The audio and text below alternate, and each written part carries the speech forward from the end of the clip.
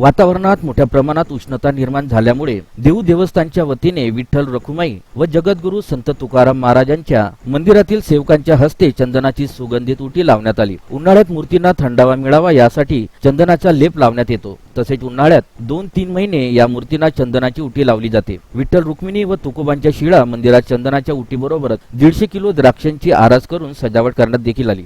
150 kilo द्राक्षांची आरास करून सजावट करण्यात आली। त्याचप्रमाणे चंदनाची उटी लावल्यानंतर उन्हाळ्यात येणाऱ्या विविध रसदार फळांचा देखील नैवेद्य तुकोबा आणि विठू रखुमाईच्या चरणी अर्पण करण्यात आला।